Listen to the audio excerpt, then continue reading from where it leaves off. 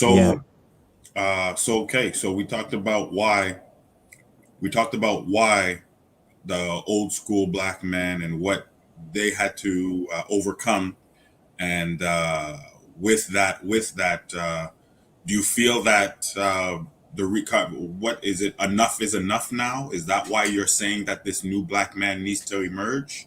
Why the new black man today now? Yeah, because the times are getting more desperate as we can see looking around the world So at the things state. so things haven't improved. No, I don't. I wouldn't say that. I would say that they had been improving up until actually a similar time that when Thomas Sowell is describing, but for different. I would more point to things like Martin Luther King being assassinated and Malcolm X being assassinated, and Medger Evers. Like I would be more pointing at those things as what was the things that cut off our progress, as opposed to like deciding to take welfare, because that actually is not even true. There's another thing called the Moynihan Report, which I don't cover in my video, that actually describes a completely different scenario. It wasn't that a bunch of women decided that they didn't want to have a husband, so because they would rather have welfare. Like that's just ridiculous. That's like a dominant society talking point that he's deciding to prepare it, because he's literally the Padawan, as they say in Star Wars, of what's his name, Milton Friedman.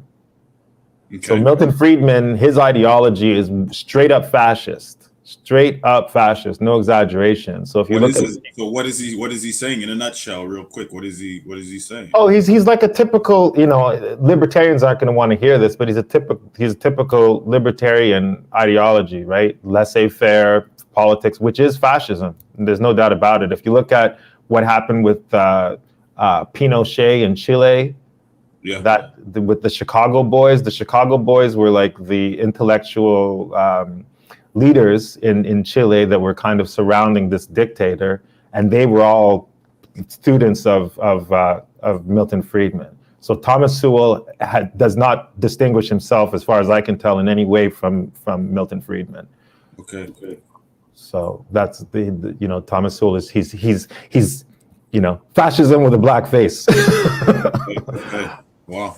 He's clever. I'm not going to say that he's a fool. He's very clever, but what he's saying isn't true.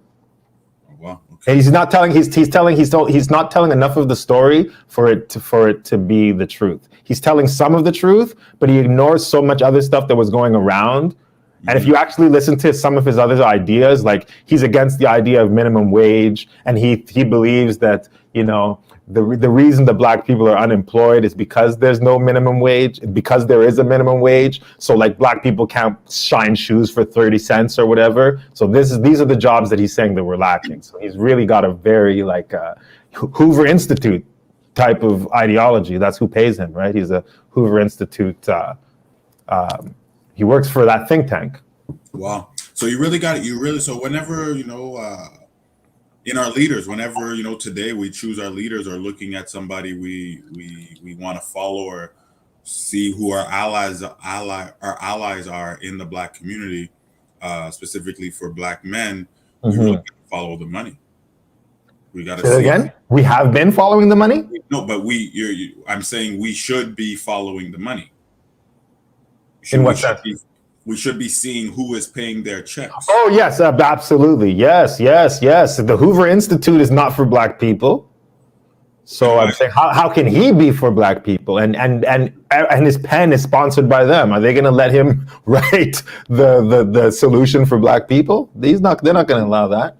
So what about your, and these are, and I'm going to mention people who I feel my parents have been, examples of black leaders in the community. So what about your Candice Owens? What about your Al Sharpton and Jesse Jackson and things like that? Can a Republican and a Democrat really be for the black men or the black community, the black society?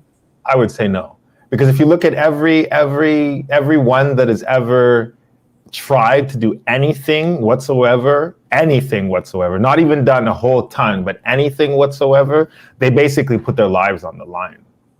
Okay. So right? anybody, you mean anybody? Like I'm saying, if you look at all the people that have been assassinated in the history of American presidents, you would see that they had policy.